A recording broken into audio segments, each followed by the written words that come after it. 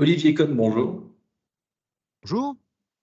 Alors, la vue de rêve, quand vous entrez dans une chambre d'hôtel, peu importe où c'est, etc., c'est quoi? Est-ce que c'est une vue que vous rêvez? Est-ce que c'est une vue que vous avez déjà vue? Racontez-moi tout ça. Il y en a pas mal, moi, qui m'ont déjà fait rêver. Je pense que celle qu'il y a derrière moi aujourd'hui est pas mal du tout. On est à Ploërmel aujourd'hui sur un de nos nouveaux établissements, donc au bord du golfe et de l'étang. Donc c'est plutôt une très jolie vue depuis la chambre. Si vous voulez la plus belle que moi j'ai vue, ce sera en Corse, à l'île Rousse, au baie 61er Santa Maria, les pieds dans l'eau. Je vous invite à y aller.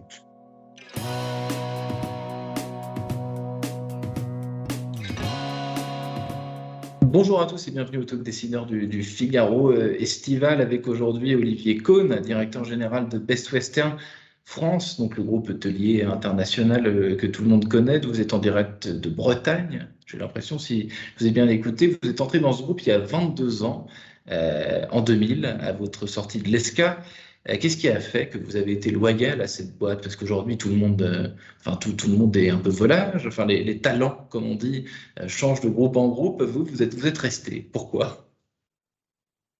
C'est peut-être la preuve que lorsqu'on reste parfois fidèle à une entreprise, on peut aussi avoir des opportunités. Moi, j'ai eu la chance en rentrant dans le groupe à faire ce que j'ai toujours voulu, tout ce que j'ai aimé. J'ai eu la chance de pouvoir évoluer. J'ai connu peut-être 6 métiers différents sur les 11 premières années de ma carrière. J'ai pu évoluer beaucoup. Et puis, quand il y a 11 ans, on m'a proposé de reprendre la direction générale. Bien entendu, c'était un engagement de long terme, hein. Ça met toujours un peu de temps pour impulser une nouvelle dynamique dans une entreprise. Donc voilà, la fidélité, c'est aussi parce que on a su me faire confiance. Et je redonne cette confiance. On a su vous faire confiance et vous donner des challenges et des envies de rester finalement dans une Exactement. entreprise. Ouais, ouais. L'hôtellerie, est-ce que c'était un choix dès le départ, après votre sortie d'école de commerce, ou alors est-ce que c'était un peu par hasard? Parce que il y a aussi des tas de gens, des tas de talents qui, bon voilà, on sort d'école, on est diplômé, on ne sait pas trop quoi faire, et puis voilà, premier job. Bon, vous, c'était comment? Alors, je ne vais pas vous mentir, c'était un pur hasard, vraiment, mais vraiment un hasard extraordinaire, puisque bon, je sors de l'école de commerce, je travaille pendant 6 mois chez Microsoft, je m'y plais pas vraiment, et puis je rencontre quelqu'un qui cherche un jeune pour s'occuper du site Internet et du développement Internet pour le groupe. Je lui donne mes coordonnées, on s'appelle, on se rencontre, et je rentre dans le groupe. Donc vous voyez, c'est vraiment un pur hasard. J'avais pas d'attachement particulier à l'hôtellerie à la base. Depuis, c'est une autre histoire.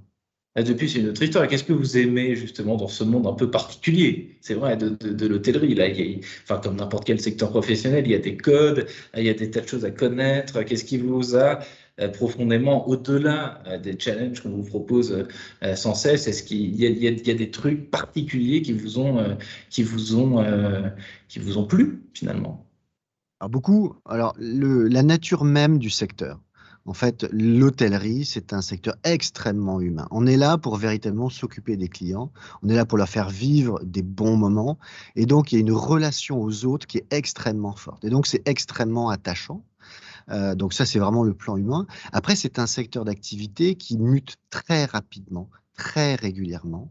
Le tourisme, hein, de manière générale dans le monde, c'est 12% du PIB. Donc en fait, c'est un secteur qui est disrupté avec beaucoup de régularité et qui demande donc qu'on soit extrêmement attentif à ce qui se passe et qu'on évolue en permanence, qu'on innove, qu'on investisse. Et donc ça rend le métier extrêmement passionnant parce que ça bouge en permanence. Et justement, l'innovation, vous avez dit innover. L'innovation, c'est un terme qu'on entend partout, dans tous les secteurs professionnels. Quand on couple l'innovation à l'hôtellerie, il se passe quoi? Qu'est-ce que vous voyez, vous qui bossez dans ce secteur depuis si longtemps? Comment est-ce qu'on innove dans un groupe international? Comment est-ce qu'on innove dans l'hôtellerie, tout simplement?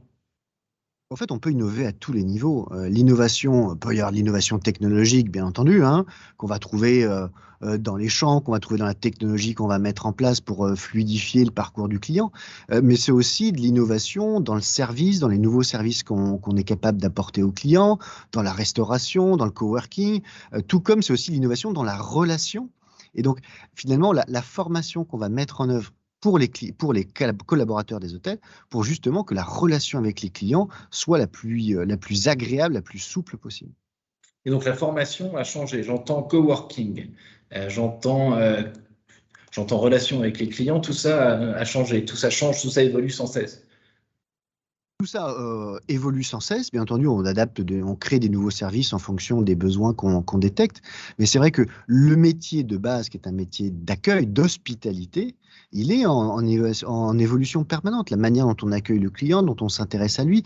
On a des typologies de clients qui sont très, très variées dans les établissements. Il y a des gens qui viennent là pour affaires, d'autres pour loisirs.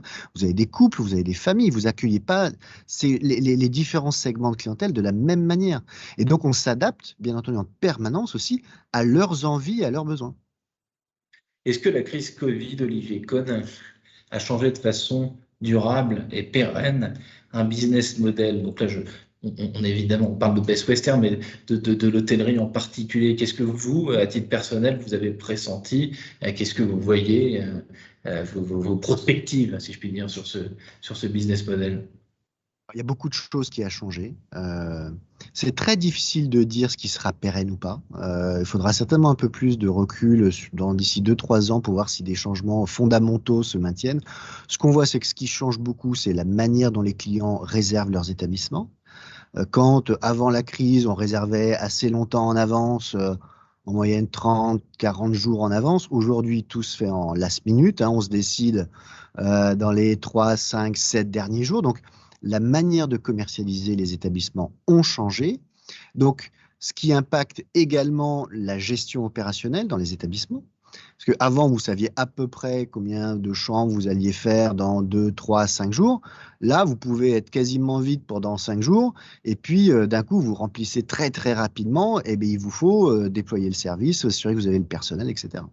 Ce que vous dites, Olivier Cohn, c'est qu'il y a une certaine imprévisibilité qui se manifeste côté clientèle. C'est-à-dire que avant, on prévoyait 2 semaines, un mois, 3 mois avant, et aujourd'hui, c'est quasiment la veille. Enfin, C'est quasiment la veille pour le lendemain.